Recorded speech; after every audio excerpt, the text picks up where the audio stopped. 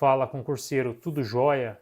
Nesse vídeo aqui vamos fazer algumas análises aí sobre a legislação federal, né, do concurso cobrado no concurso do IMASU, especificamente da Lei 12.651 de 2012, que é o Código Florestal, né, o qual está sendo cobrado aí como legislação federal para praticamente todos os cargos aí o qual estão sendo oferecidos para o concurso do IMASU. Então, será de serventia muito grande aí essas breves considerações.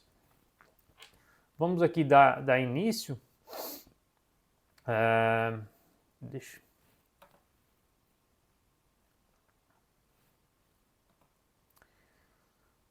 Primeiramente, eu estou tirando esse conteúdo desse material, galera. O material o qual ele trabalha com os principais tópicos das legislações, né? Ele contém a matéria de português, noções de geoprocessamento e legislação federal e estadual, e ele se baseia principalmente nas questões cobradas em concursos anteriores. Então, vamos analisar aqui esse conteúdo através desse material, né? O qual, caso você queira adquirir, tem na descrição. Você adquirindo esse material, você entra num grupo de estudos com bastante conteúdos até o dia da prova, com dicas de estudos.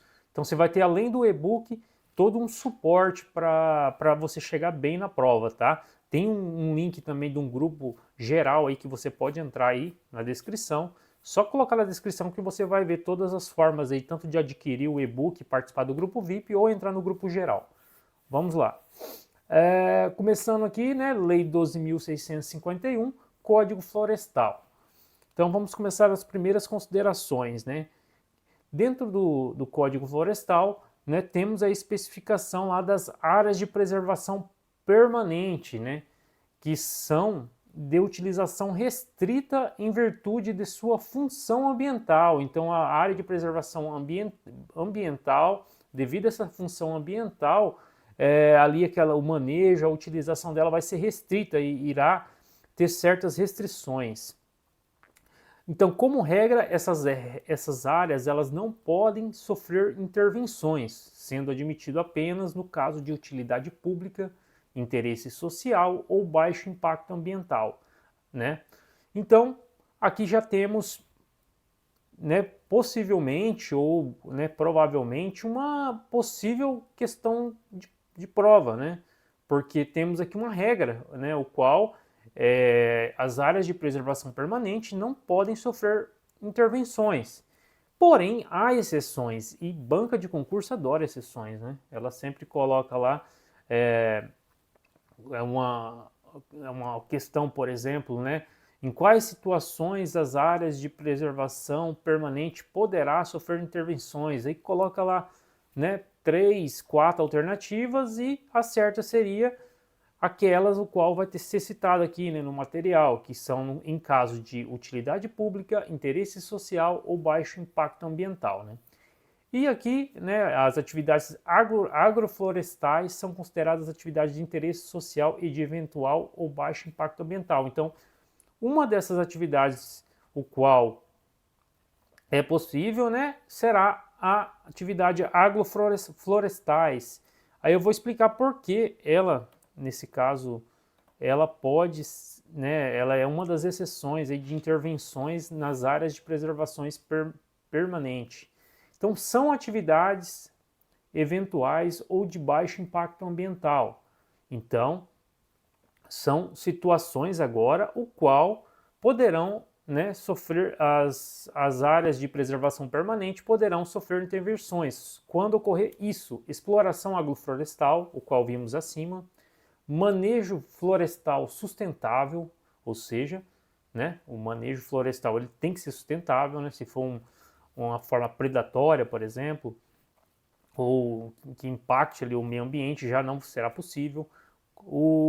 Então aqui temos manejo florestal sustentável, comunitário e familiar, né, incluindo a extração de produtos florestais não madeireiros, né, ou seja, não pode ser madeireiros, desde que não descaracterizem a cobertura vegetal nativa existente e nem prejudique a função ambiental da área. Então, tem todo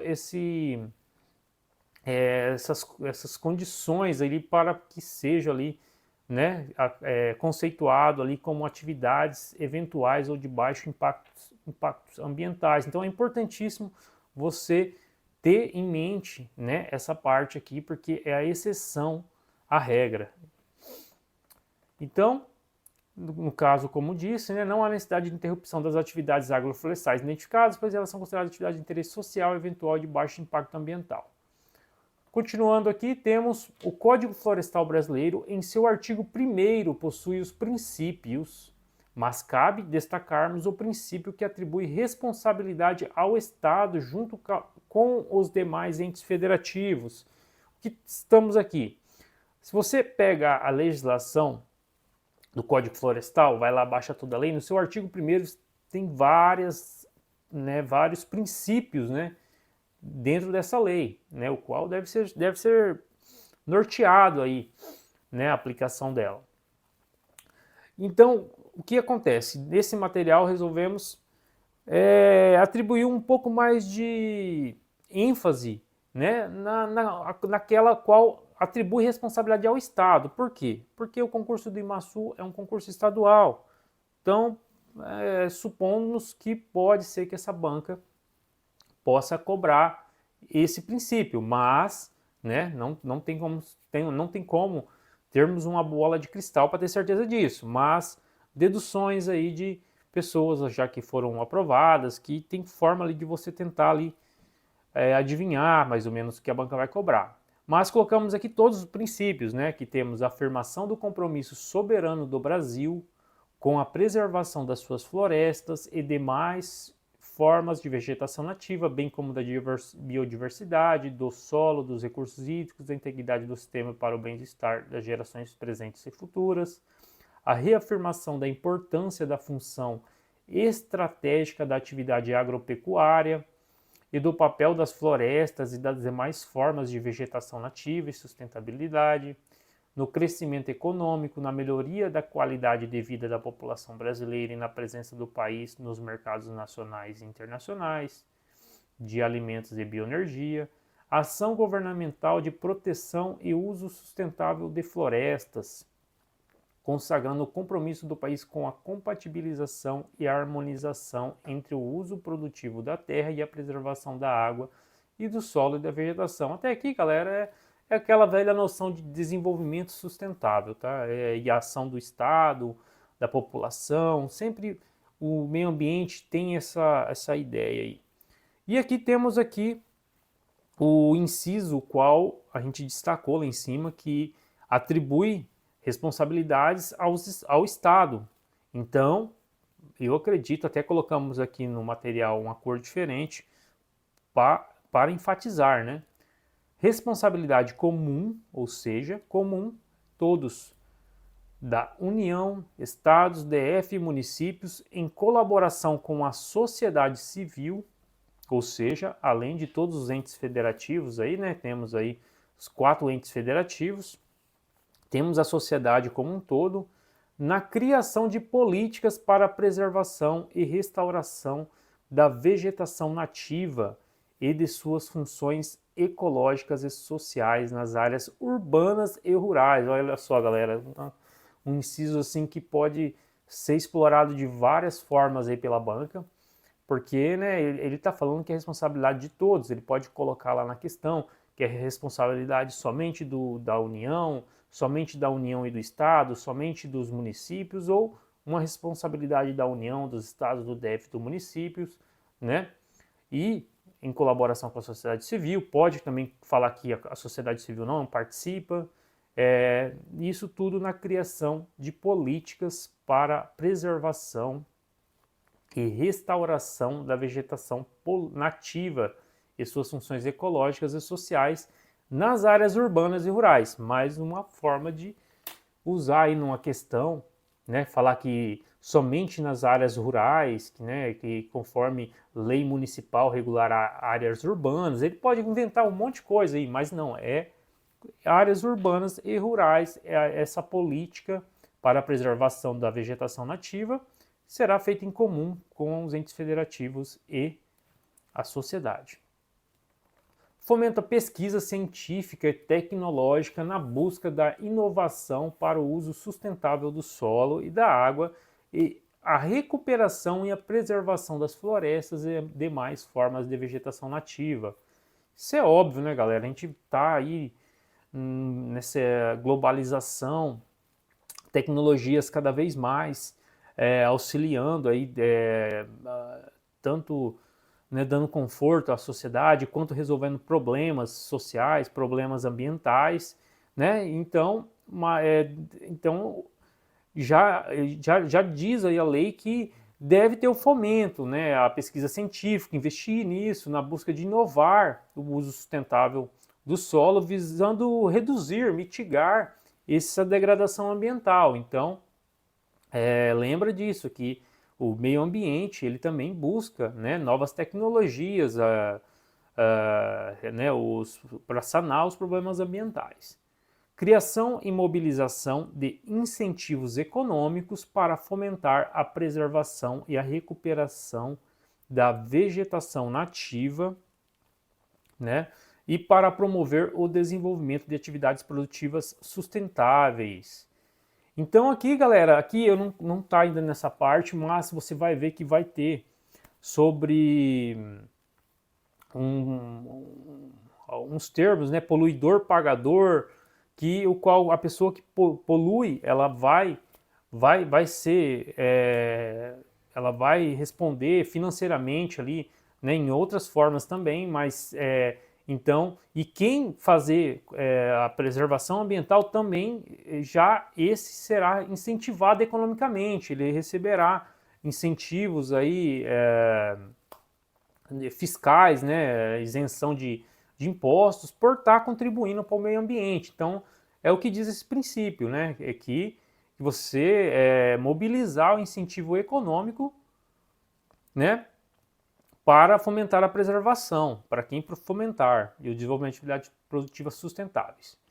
Temos aqui o conceito de manejo sustentável, né, que é a administração da vegetação natural para a obtenção de benefícios econômicos, sociais, ambientais, respeitando-se os mecanismos de sustentação do ecossistema, objeto do manejo e considera-se cumulativamente ou alternativamente a utilização de múltiplas espécies madeireiras ou não, de múltiplos produtos e subprodutos da flora, bem como a utilização de outros bens e serviços.